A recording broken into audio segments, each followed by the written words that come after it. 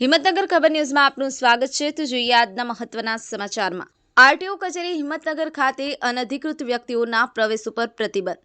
સાબરકાંઠા જિલ્લાની પ્રાદેશિક વાહન વ્યવહાર અધિકારી શ્રીની કચેરી સૌગઢ તાલુકો હિંમતનગર ખાતે દરરોજ મોટા પ્રમાણમાં નાગરિકો અરજદારો અલગ અલગ કામ માટે જેવા કે વાહનોના લાયસન્સ સંબંધિત કામગીરી, વાહનની નોંધણી બાદની કાર્યવાહી, ટેક્સ ભરવાની કાર્યવાહી, પરમિટ સંબંધી કામગીરી માટે આવતા હોય છે।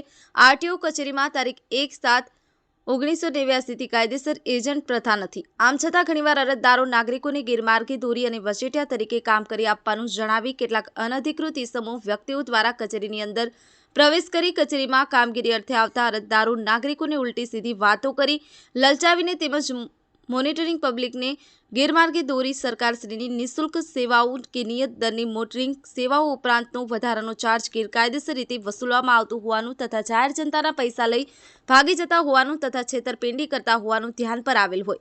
આવી પ્રવૃત્તિ અટકાવવા સારું તેમજ મોટરિંગ પબ્લિકનું કામ સરળ અને નિયમો અનુસાર ઝડપી થાય અને મોટરિંગ પબ્લિક લેભાગુ તત્વોથી છેતરાય નહીં અને બિનઅધિકૃત વ્યક્તિઓની કચેરીમાં અડચણરૂપ ન બને તો કર્મચારીઓ અધિકારીઓ સ્વચ્છ રીતે ભયની લાગણી વગર ધારાધોરણ મુજબની કામગીરી તટસ્થતાપૂર્વક નિભાવી શકે અને સારા વાતાવરણમાં કાર્ય કરી શકે તે માટે અનધિકૃત વ્યક્તિ અથવા તો વ્યક્તિઓની ટોળીને પ્રવેશતા અટકાવવા, ઊભા રહેવા તથા ઉપર દર્શાવેલ મુજબની ગેરકાયદેસર પ્રવૃત્તિ કરતા અટકાવવા પ્રતિબંધ મૂકવામાં આવ્યો છે।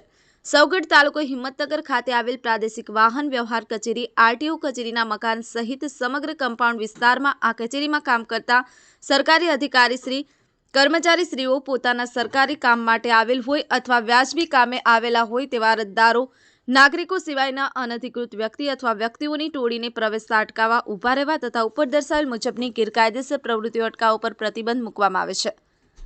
આ હુકમ તારીખ 15/5/2025 સુધી અમલમાં રહેશે। આ હુકમનો ભંગ કરનારની સજા દંડને પાત્ર થશે। શોએબ પ્રોફેસર, હિંમતનગર ખબર ન્યૂઝ રમેશ સત્યની સાથે। આપની આસપાસ બનતી ઘટનાના સમાચાર જોવા માટે હિંમતનગર ખબર ન્યૂઝને લાઇક કરો, શેર કરો, ચેનલને સબસ્ક્રાઇબ કરો।